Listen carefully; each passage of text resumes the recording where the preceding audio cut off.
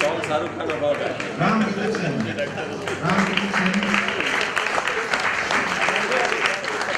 Only eligible bachelor.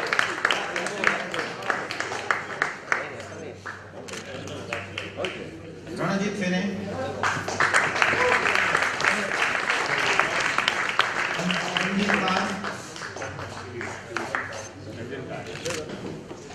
Ranjit Kar. Will not fail. Raymond Shah.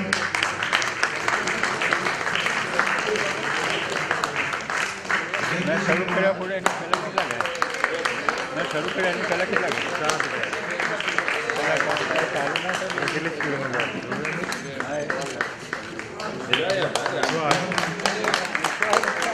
Start match चालू कर दिया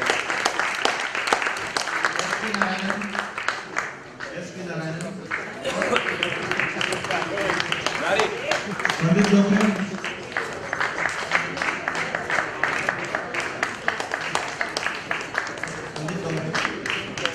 Sandeep Ghosh.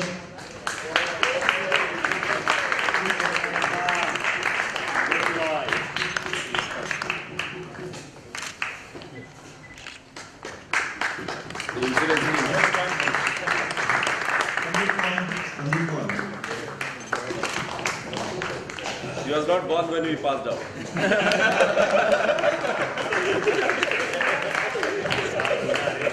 Sanjay Jain.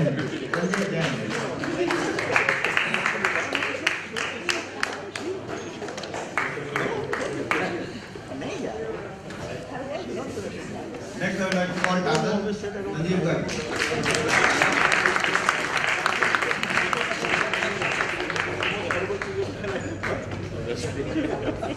Satya.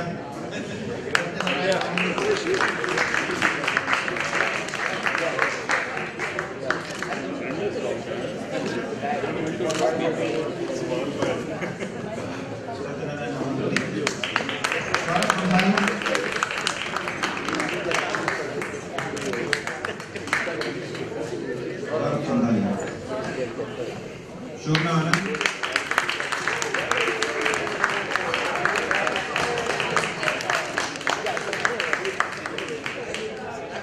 Shobna Anand. Shyam Sundar.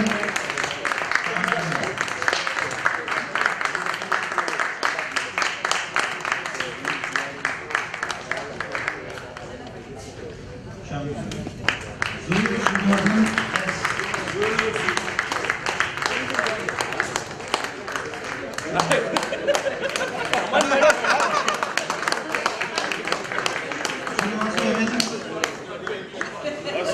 Srinivasu Evan. Srinivasu Evan. Srinivasan R.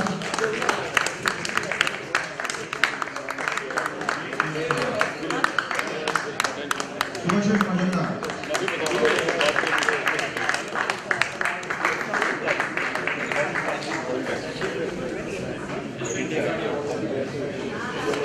Sarthi Sudhir Sarkar.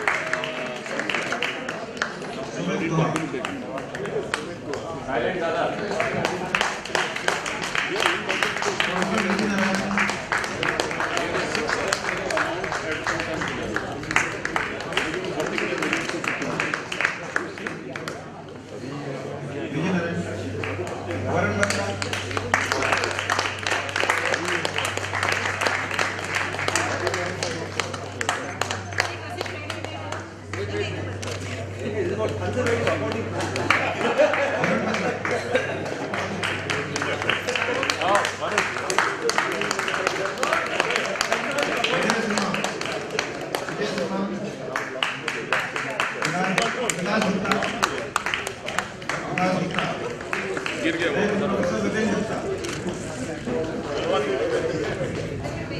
Wait wait wait wait Vikas Gupta Sorry.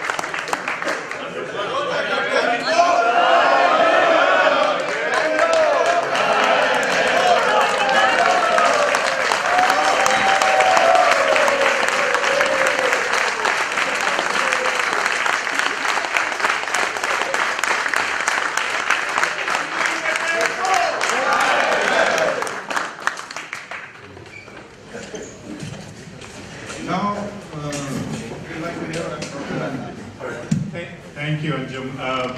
And I'll say a few things, and I'll request Addressn to say a few things, but really, most importantly, I'd love to hear from you. And if you have questions or suggestions or thoughts, and we have about 55 minutes just now, but please let that not be a constraint. If you have thoughts or ideas beyond this, do reach out to us, Anjum or Arvind or I, and very much appreciate your insights and your suggestions and so on. So, I have been here now almost for a year, and somebody was asking me yesterday, how does it feel like being here for a year? And I was telling my wife a little while ago how it feels like. Sometimes it feels like I'm painting a very big canvas with lots of paint, and it feels great because you can be creative, there's so much to do. And sometimes I feel like there's a very big mountain and I'm pushing, and however much I push, mountain is still there. And 90% of the time it feels like a canvas that has to be painted. There is so much to do. And of course, like a glass half full, one can focus on what is not done. But one of the metrics I use to think about work that I do is, at the end of the day, did I feel, did something get accomplished? Did I learn something? And by both standards, it has been quite remarkable. So let me share a little bit with you some of what I have learned during this year and a little before, and what that means going ahead for the Institute. So I think we have some tremendous strengths, and one of the strengths is exactly the people who are in front of me and I spent last evening with. The loyalty and the commitment that the diaspora of IIM-A alumni have for the Institute is extraordinary. And you have all gone on to do wonderful things in different spheres of life, and so that is an extraordinary asset or strength that the Institute has. Second strength, something that cannot be taken lightly. In a developing country, for an institution to say that we have now spent 50 plus years focused on meritocratic excellence and have stayed really fairly independent and autonomous in the pursuit of excellence, I think something that very few institutions can say. And then, of course, we are in a lovely campus. It is today not only an extraordinary campus for us with our memories, but really one of the best campuses of its size in the world. And then we have very loyal staff and faculty and students. I'm sure you would have met as you walked the grounds some staff members who you recognized. I was at the retirement party last evening of one of the staff members who had joined the year I had joined my MBA program. So, and these people, the loyalty they have to the institute is touching. You know, you talk to someone and you say, what do you do? Rarely do you hear them say, I work at IIM-A. They say, I belong to IIM-A. So that sense of loyalty is extraordinary. We have a very good name amongst our recruiters. And again, partly because we have been a very good institution, we have a very good name amongst potential students. VG is here, so I cannot but share a very interesting statistic with you, hopefully. So I asked my Harvard Business School friends, HBS is very selective, isn't it? And they say, yeah, you know, last year was brutal. Only 7% of the applicants got in. And then I say, guess what percent got into IIM-A last year? 0.26%. So, you know, in some ways we are very selective, but, you know, it has its own weaknesses. When it's 0.26%, I tell our students these days, yeah, you are very bright, but I guess you are very lucky that you were in the 0.26 and not 0.27. Really, it is extraordinary how much our potential students want to be in the institute. So lots of strengths. In terms of challenges, I think our biggest challenge, there are several, but let me focus on the biggest really.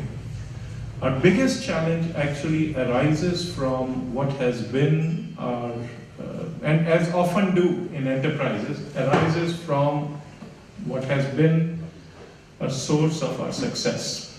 We have been the premier management institute in a relatively protected environment. And when you are a top institution in an autarkic environment, you begin to get some you know, characteristics which can, for instance, inertia, complacency, and reactiveness, which can, over a period of time, prove quite harmful to an institution. So that's the challenge we have. We are not as outward-looking and as proactive as I think we ought to be, given that education in an MBA program is no longer an autarkic enterprise. In fact, some of the other institutions in India have a little bit of an Avis mentality. You know, we try harder. And frankly, just thinking of India and being one of the top institutions in India is, I think, selling ourselves short, given the size of the Indian economy, given the vibrancy of the economy, given the demographic profile of the country. There is no reason why we should not have an ambition to be one of the top institutes in the world. And so that should be the ambition rather than just protecting where we've been. So given all that, let me just share with you a vision of the institute that we have crafted over this last year in conversations with different constituencies, including alumni. And it's actually a very simple, straightforward vision. It is we educate leaders of enterprises. And you know, say, yeah, so how is it different from what it was before? It's different in 2 or 3 ways. We are focused on educating leaders, not just managers. There was a time when there's a great deal of need for professional management in India. I think right now it is transcending just professional managers to people who can be change agents. And change agents not just in established large organizations, but just looking at the cross-section of people that are here, in large and small organizations, in entrepreneurial setups, international organizations, not-for-profits, government. So what we are really hoping to do is educate individuals who will go forth and whichever enterprises they join or nurture, they will make a difference, have an impact. So that's the vision. Our priorities in the short term, there are 3 priorities. One is connect, another one is nurture, and third is grow. Connect, be proactive, reach out. Reach out to various constituencies of the institute, and particularly 4 that I'd like to highlight. One is our alumni, tremendous source of strength, and we ought to be more proactive reaching out, and we are trying to do that. Till last year, we used to have one reunion, the Silver Jubilee reunion. This year onwards, we've said whoever wants to do a reunion, we should actually facilitate that. So this year, we are having 7 reunions here at IIM-A. During the last year, Arvind and I have gone out and I've met several of you in your local chapters. So we visited local chapters quite actively and we continue to do that. We're going to strengthen our chapters also by putting in mechanisms so that there is continued energy and continued vibrancy to the chapters. Now, all of that is to try and make sure that alumni can feel connected at 3 levels. One is that they can contribute some of their learning and experiences and wisdom to the school by coming in at a minimum as guest lecturers and visitors to classes, and at a maximum to come and actually teach some courses and programs here. We've also started a position, we just got faculty and board approval to institute a position called Professor of Management Practice, something that many top business schools have the world over. This is basically someone who has spent many, many years in practice saying, I want to now give back to academia and spend maybe 3-5 years full-time in academia. And this is someone who is a very good teacher in the classroom, brings in a wealth of experience, and works with us and can really stand toe-to-toe with any of the other professors. So we are able to bring some people in here. So that's alumni. The second one is reach out to research. And I think there what we are trying to do is have people come and talk to our faculty and our students, have our people go out and visit with conferences, visit institutions, and make sure that we are in the flow of cutting edge work. And then reach out to practice. We have significantly increased our focus on executive education. So executive education used to be an afterthought till some time ago, and we've kind of brought it into the school's fold of thinking of programs. This year, our executive education size of activities will be double what it was last year, and next year it will be double again of what it is this year. And part of the reason is we think that in fact executive education is not just about teaching. You learn a lot from the cold face of practice. When you are sitting down with executives and they're talking about what issues and challenges they're having as instructors, you learn a lot, and you bring that in your research and your teaching. So that's the third world of practice. And the fourth constituency that I think we've been consistently poor at in IIM-A is we have an atmosphere of a bubble and are not well connected with our local community.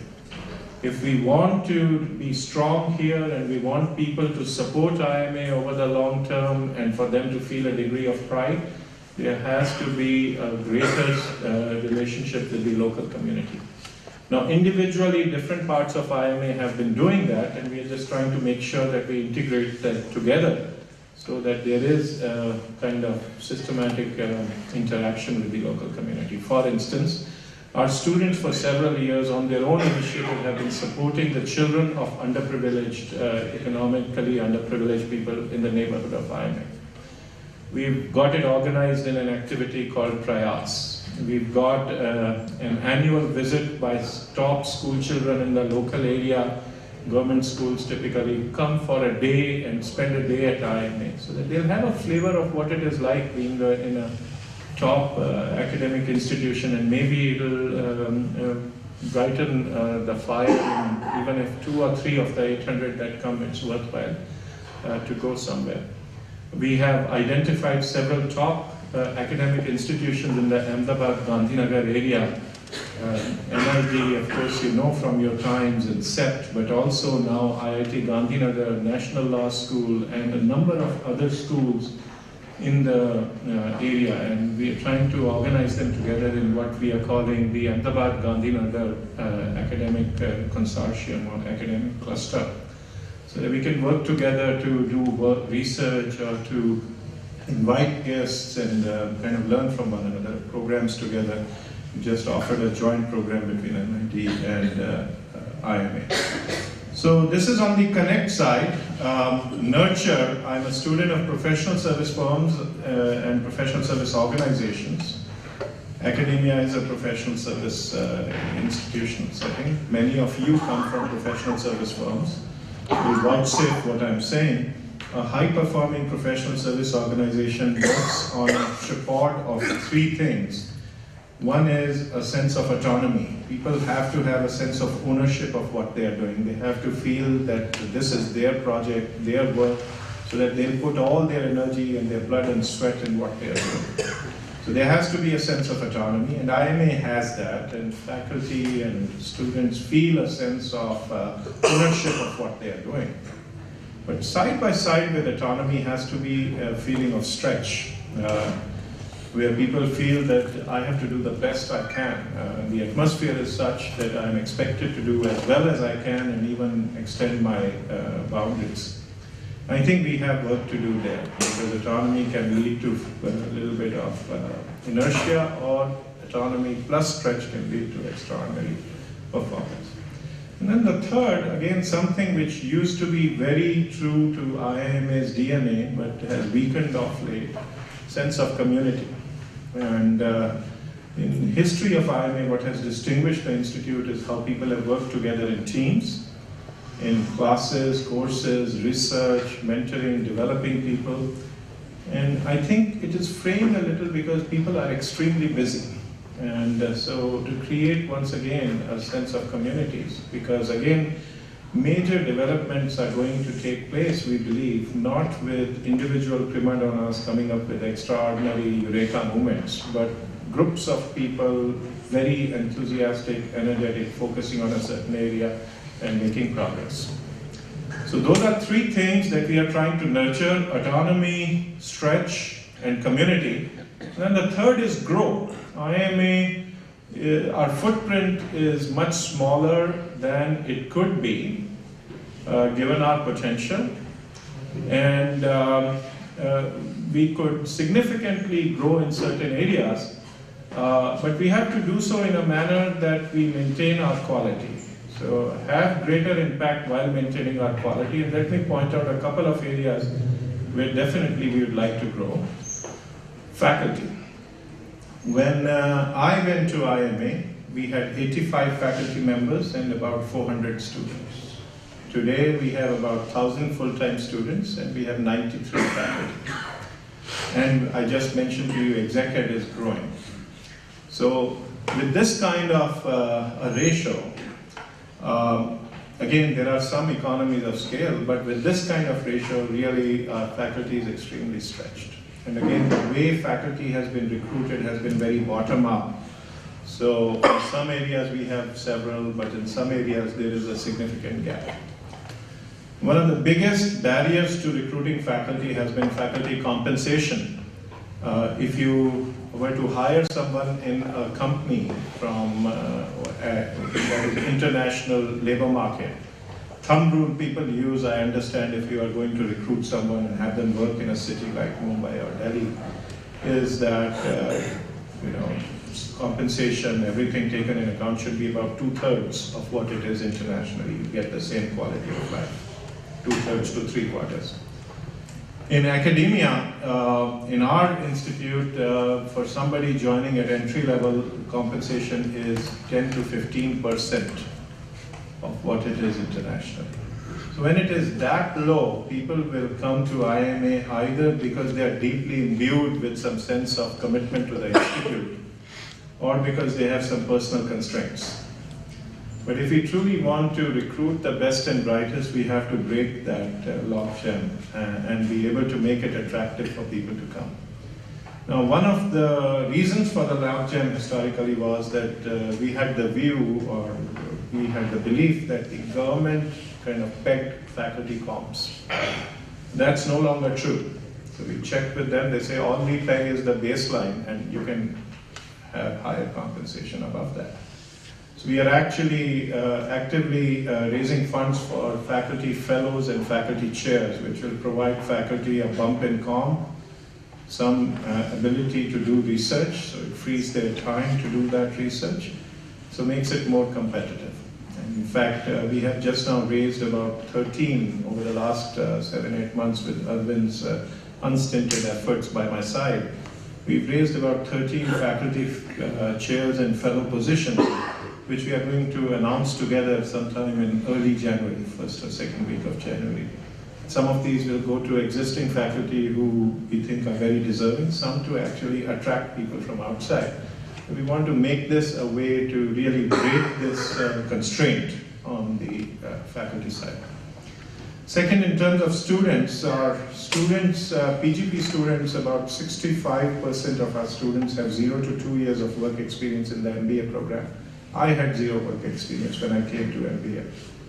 And I think the psychology is quite understandable.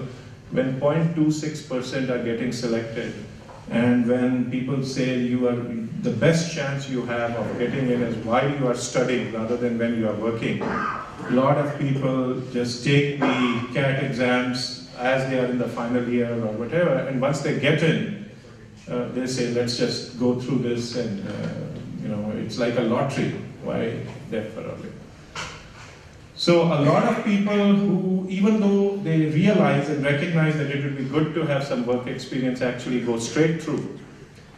And then we have introduced a 1-year program, PGPX, in the last few years, which is for people with work experience, 7 years or more. And it has been extremely well received actually by the market. People who have gone and from the PGPX program have gone on to do wonderful things. So recruiters appreciate it, and word has got around.